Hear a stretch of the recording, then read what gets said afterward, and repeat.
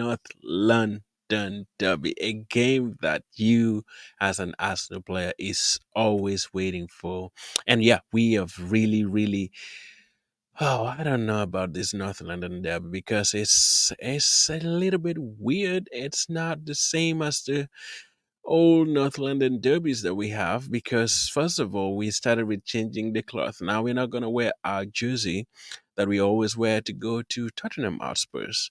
We are gonna wear black and green, our away jersey. We always wear our red jersey when we go to play Tottenham Hotspur, but that's not the case for today. And it's going to be our away jersey because we have a lots and lots and lots of white in our jersey. That is the explanation from the ref and the Premier League. I mean, telling us that Arsenal cannot use the away jersey, I mean home jersey to go play, which has been years and years. I think maybe it's still like 1970 something. That's when Arsenal played a away jersey at Tottenham Hotspur. It's always red. And yeah, no matter what, London is still going to be hurt.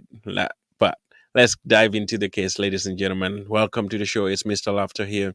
And yeah, it's about Toko TV. Subscribe if you've not subscribed yet, as we always on the Arsenal stuff and discussing more about Arsenal. As you guys know, this channel only talks about Arsenal itself. Now, today we have lots of news and lots of talking arrangements that I have with you guys here because, as you guys know, we have the devastating news of all time that you guys understand. That is Martin Odegaard. And I want to start from there right away because we know Odegaard has been very, very influential in most of the games that Arsenal has played. I mean, for the last 2 seasons, he's been our main captain. He has been the guy that every Arsenal player wants him to be there. And even the Arsenal fans wants him to be around. But a very, very devastating news came about like 3 or 4 days ago where he really twisted his ankle, which is not good news at all. And the way he got out was really, really, you can see how he was crying and really feeling so bad because the runs of game that Arsenal has, ladies and gentlemen, is going to be so, so massive that we need all our best players to be there. But the fact is that Arsenal still doesn't have some of the key players. You guys know Declan Rice has been suspended, so he's not going to be there for the game. And you know for sure that Odegaard is injured.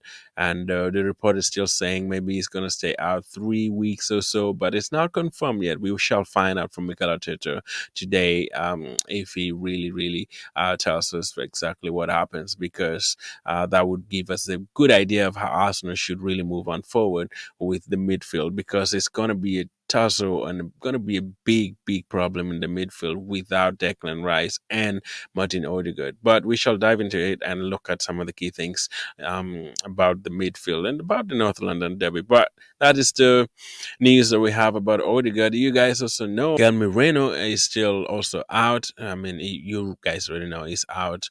Miguel Moreno is not there. We're not going to have him. And Declan Rice is not out of suspension.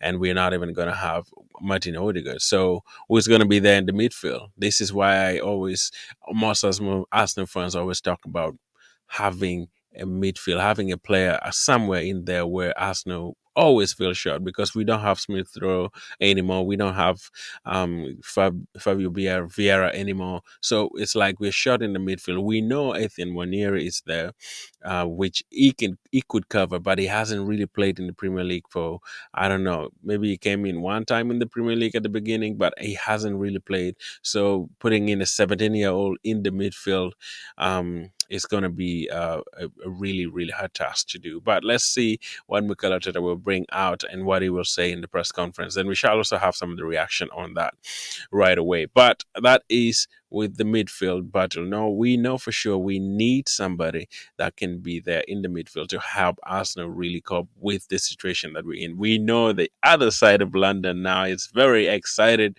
that Arsenal doesn't have the midfield that they have been really, really fighting for and having to secure a little bit of a win. In their view, they think if we don't have a great midfield, I know that Tottenham Hotspurs really, really has a good good form at Tottenham Hotspur Stadium, wherever it is. So, but we also know that Arsenal, even if they don't have Declan Rice, they don't have Martin Odegaard, we still have people that we really want to really focus on. But we shall talk about that in a little bit in the review for the game. But another news that we have really very shortly, Mikel Arteta has signed a new 3-year deal for the Arsenal, which to me, I'm excited for that. He has really done a lot in the Arsenal squad, because as if you see way back coming in 2019, you wouldn't even think that Arsenal would be this Arsenal challenging for the cup or challenging for the trophies, because as you understand, Mikel Arteta took Arsenal from a very deep end after Unai left. But seeing the progress, his first year he won the FA Cup. So let's see these 3 years. He has been at Arsenal already 5 years, but we have seen FA Cup. We have seen two close challenge for the title, and we are moving still. Looking at the 3 years coming ahead, many people have been really agreeing and saying that maybe he needs to win something, even if it's not the Premier League this season. That would really boost his CV, because yeah, Arsenal fans are waiting. Even if it's Carabao Cup or even FA Cup, we need to win trophies. That is all the players, because all the best players that we have, if Arsenal doesn't win trophies, for sure they would look at something else. They would even think of going somewhere else, because it's very difficult to maintain a squad that is that good and not win for many years. So, Mikel Arteta, as you have signed a 3 years deal, I would say please make sure you put at least something in our cabinet, because we are starving. We are really starving of trophies. So Arsenal need to do that. That is my view on his contract. We know he has really changed Arsenal. He has done a lot for Arsenal. But one thing that we need, every Arsenal fan, you guys know, the trophy. Either he's going to bring it this year or wherever he is in the 3 years that he's going to be there at Arsenal. At least we need to win something with. Because that's what we fans want. So that is with Mikel Arteta. Now, also, we have another news also, which I want to really talk about today. As you guys know, we want to now tackle the problem in the midfield. Now, midfield, as you guys know, Arsenal are not having the regular midfield partnership that we have. Thomas Partey is going to be there.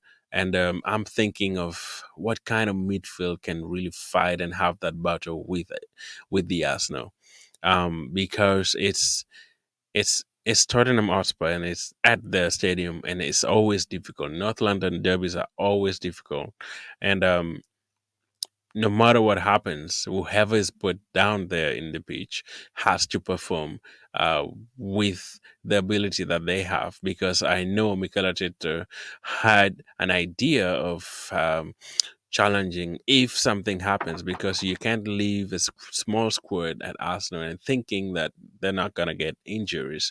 But last year, Arsenal was so lucky that they didn't really have a very crucial injury. But this year, you guys know, we already had 5 or 6 injuries, which is really changing the trend, and changing all the styles that Arsenal really focus on. Because um, sometimes we don't really know um, what to really do with the few players that we have, because Mikel Arteta doesn't really trust his players so much. Some of the players that are at Arsenal, they're squad players, of course, but if you don't really give them the opportunity to play and have that momentum, even having that ability to play regularly, you bring them in, they're totally different. They all changes the team. But don't forget that in the midfield, we still have Trossard who can play in there, and also we have Waneri who can go in there to in place of that is Odegaard, and also maybe Kai Havertz would still be dropped down into the midfield, and maybe put Sterling in the striking line, or even put Gabriel Jesus if he's back. That can also work with the Arsenal lineup, guys. So with the midfield, I'm going to talk about it in a little bit, but that is what we really have. But ladies and gentlemen, that is with the latest that we have on the news concerning that is the midfield. But my worry that I have here is not even the midfield, guys, because I feel like Tottenham Hotspurs, the way they play with the high line that they have, if we don't really have a a fast runner in front. I wouldn't love Havertz to go back into the midfield. He's like up top there. He can really bully his defenders. If we can keep him up there, that would really mean a lot to the Arsenal fans. Because if we put in Gabriel Jesus, who has not been played for weeks, is still injured, it's like we're not really gonna challenge Tottenham Hotspur so much in so many ways. So we need to have Kai Havertz up top in the nine so that we can maybe use Trossard to play in the midfield and then still have the regular numbers up front. So in the wing, we still maintain Saka and also Martinelli, and then bring in Trossard in the midfield.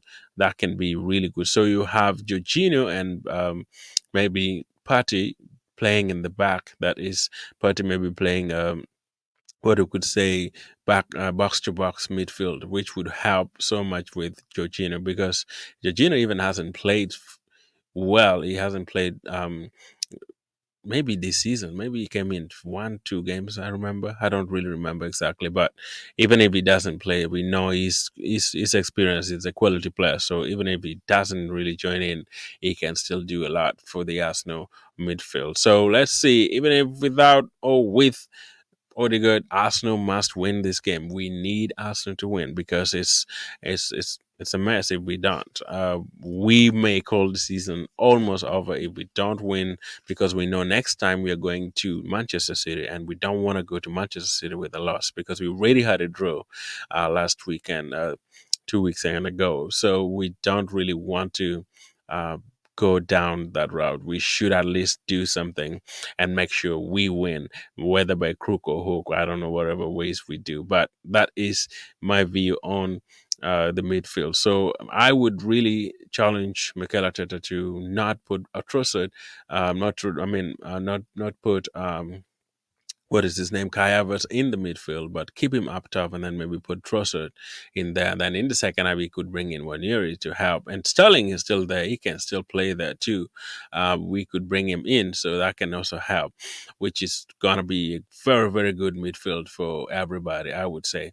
Now, yeah, that is my overview of the game, but let's see what Mikel Arteta will say about Odegaard and how long it's going to miss. And also, let's see what it will say about his new contract that is in the press conference. Then we shall give you the reaction as well shortly. But yeah, that is what I had for you guys. Stay tuned for more. And yeah, we shall give you more. Please subscribe if you're not subscribed and be part of Bartogo TV with me still after here, where we talk Arsenal strictly and also. So yeah, no problem. Let's see you all again in the next video.